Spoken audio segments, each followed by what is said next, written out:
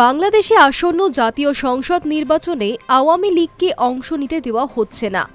সন্ত্রাস দমন আইনে দলটির কার্যক্রম নিষিদ্ধ করেছে মোহাম্মদ ইউনূসের অন্তর্বর্তী সরকার।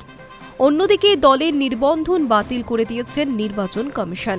এই পরিস্থিতিতেও নির্বাচনী ব্যবস্থার প্রতি আস্থা রেখে আওয়ামী লীগের সভানেত্রী তথা সাবেক প্রধানমন্ত্রী শেখ হাসিনা ঘোষণা করেছেন, ফের দেশ সেবার সুযোগ পেলে তিনি বাংলাদেশকে কিভাবে সোনার বাংলায় পরিণত করতে চান।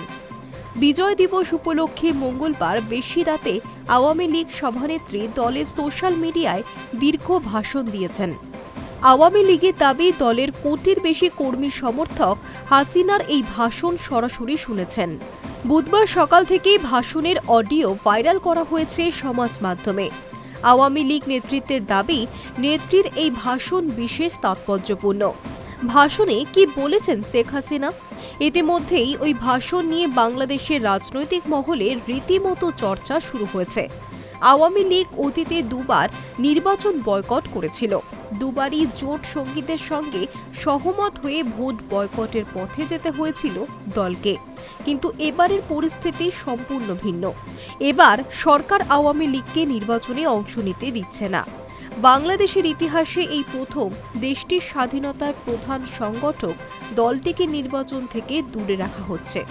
ওয়াকিবহাল মহল মনে করছে, হাসিনা নির্বাচন ব্যবস্থার প্রতি তার দলের আস্থা জ্ঞাপন করতেই কার্যত এই নির্বাচনী ইস্তেহার ঘোষণা করেছেন বিজয় দিবসের ভাষণে। আওয়ামী লীগের একাংশের মতে, দলের কর্মী সমর্থকেরা যাতে বুথমুখী না হয় সেজন্য পার্টির কর্মসূচি জানিয়ে রাখলেন দলনেত্রী। তবে সরাসরি ৩ আওয়ামী লীগের ভোটারদের ভোট বয়কটের ডাক দেননি। এর আগে এক সাক্ষাৎকারে বলেছিলেন, আওয়ামী লীগ সমর্থকেরা বুথে নাও যেতে পারেন। বিজয় দিবসের ভাষণে হাসিনা দলের ভোটারদের উদ্দেশ্যে তার ভবিষ্যৎ কর্মসূচি জানিয়ে রেখে আওয়ামী লীগকে প্রাসঙ্গিক করে রাখলেন বলে মনে করা হচ্ছে। দীর্ঘ ভাষণে আওয়ামী লীগ নেত্রী তার সময়ের সরকারের কাজকর্ম বিস্তারিত বর্ণনা, তথ্য পরিসংখ্যান সহ পেশ করেন। হাসিনা প্রথম প্রধানমন্ত্রী হন ১৯৯৬ সালে। ভাষণে তিনি বলেছেন, সেবার প্রথম ৫ বছরেই তিনি বাংলাদেশকে খাদ্যে স্বয়ংসম্পূর্ণ করে তুলেছিলেন। তিনি দ্বিতীয়বার প্রধানমন্ত্রী হন ২০০৯ সালে। তার আগে ২০০৮-এর ডিসেম্বরে বাংলাদেশ জাতীয় সংসদের নির্বাচন অনুষ্ঠিত হয়েছিল। তত্ত্বাবধায়ক সরকারের অধীনে অনুষ্ঠিত সেই নির্বাচনে আওয়ামী লীগ ২৩৩ আসনে বিজয়ী হয়। ভোট প্রায় ৪৮%। হাসিনা বলেছেন, দ্বিতীয় দফায় ১৫ বছর ৮ মাস ক্ষমতায় থাকাকালীন তিনি বাংলাদেশের আর্থ-সামাজিক পরিস্থিতির আমূল পরিবর্তন ঘটিয়েছেন। পরিসংখ্যান দিয়ে তিনি বলেন, দেশের মানুষের গড় আয়ু ছিল ৫৯ বছর, তা বেড়ে গত ১৫ থেকে ১৬ বছরে ৭৩ বছর হয়েছে। সাক্ষরতার হার ৪৫% থেকে বেড়ে হয়েছে ৭৮%। সদ্যজাত শিশু মৃত্যুর হার হাজারে ছিল ৮৪, তা কমে হয়েছে ২১। প্রতি ১ লাখ প্রসূতি মায়ের মধ্যে ৩৭০ জনের মৃত্যু হতো সন্তান প্রসবকালে, সেই সংখ্যা কমে হয়েছে ১৫৬।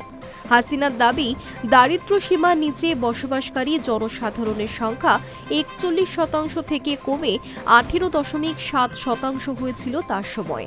তিনি বলেন, বঙ্গবন্ধু শতবর্ষ এবং স্বাধীনতার অর্ধ শতাব্দীতে বাংলাদেশ উন্নয়নশীল দেশের কাতারে প্রবেশ করার যোগ্যতা অর্জন করে।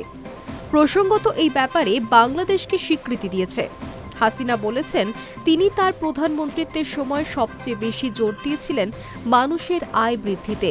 সেই সঙ্গে গৃহহীনদের বাড়ি ও খামার প্রকল্পে বহু মানুষের বাসস্থানের ব্যবস্থা করা হয়।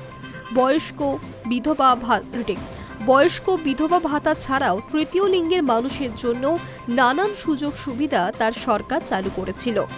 হাসিনার অভিযোগ, এই সমস্ত প্রকল্পই মোহাম্মদ ইউনূসের সরকার বন্ধ করে দিয়েছে। আওয়ামী লীগ সভানেত্রী দেশের আইন শৃঙ্খলা পরিস্থিতি নিয়ে চরম উদ্বেগ প্রকাশ করেছেন। তিনি বলেন, শত শত আওয়ামী লীগ কর্মীকে হত্যা করা হয়েছে। তাদের ঘর বাড়ি, ব্যবসা বাণিজ্য দখল অথবা ভাঙচুর কিংবা পুড়িয়ে দেওয়া হয়েছে। পুলিশও হামলাকারীদের হাত থেকে রেহাই পায়নি।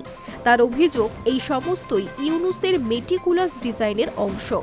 এরপরই হাসিনা দেশবাসীর উদ্দেশ্যে বলেন, আমি যদি ফের আপনাদের সেবা করার সুযোগ পাই তাহলে উন্নয়নমূলক কর্মসূচির অসমাপ্ত কাজগুলি দ্রুততার সঙ্গে সম্পন্ন করব।